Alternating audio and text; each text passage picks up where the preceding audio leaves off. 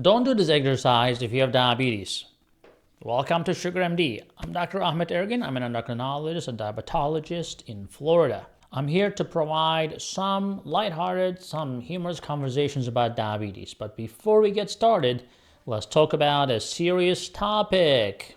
Well, it's about precautions for high-impact activities when you have diabetes. Now, we know the physical activity is important for staying healthy, but as a diabetic, you need to be extra cautious. Now, what are we talking about here?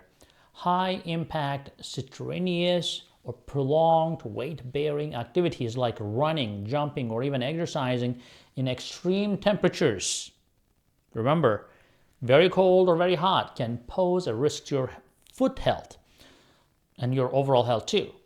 But before you lace up those sneakers and hit the treadmill, here are a few things to keep in mind.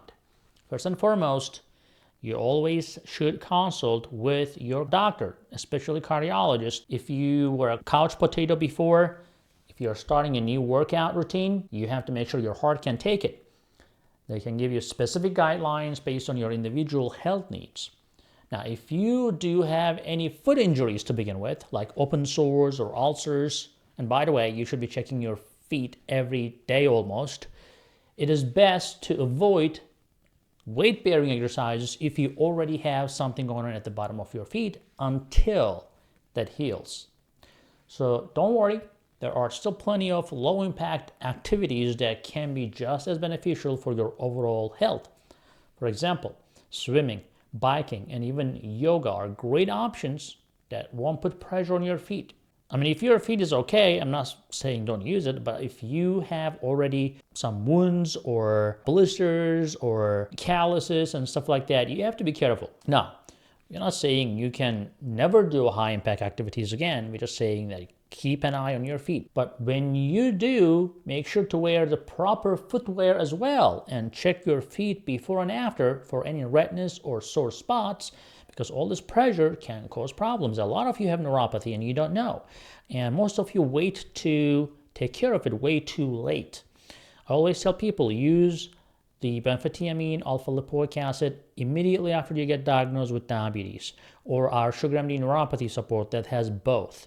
So you have to use this regularly, religiously to avoid a problem. But our healthcare system teaches us to do something when something happens. Forget that.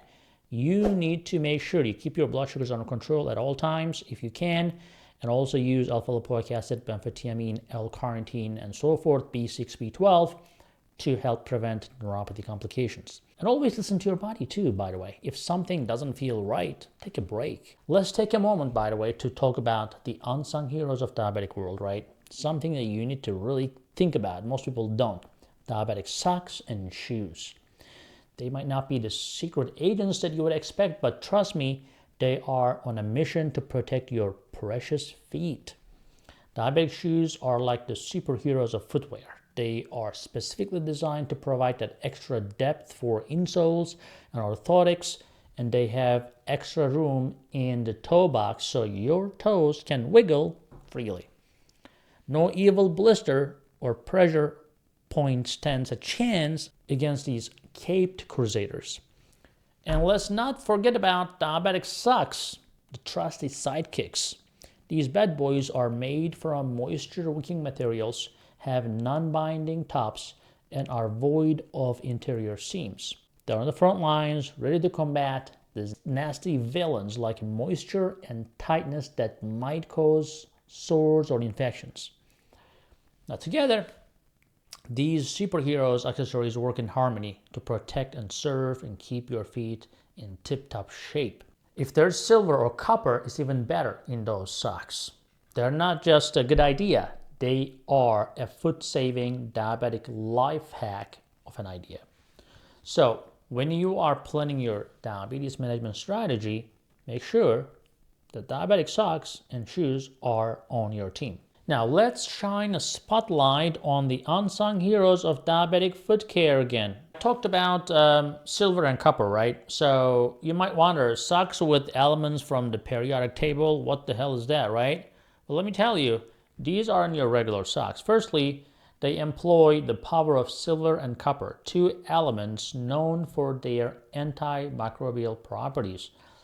They are like the terminators of bacteria and fungi, ensuring these villains don't claim foothold. Pun intended. These metallic warriors help reduce the risk of infections, keeping your feet fresher than a daisy in a spring. Secondly, these socks are typically non-constricting and cushioned. They are like fluffy marshmallows for your feet, providing comfort while ensuring that your blood circulates freely. It is like having a mini foot massage with each step you take. Feels good, right? Lastly, the moisture-wicking power of these socks is really comparable to the absorbing power of a well-trained sponge. It really banishes sweat and keeps your feet drier than the Sahara Desert, making these socks a real knockout in the ring against moisture-related issues, which is super common. So if you have got diabetes, don't settle for ordinary socks. Turn to silver and copper-infused diabetic socks.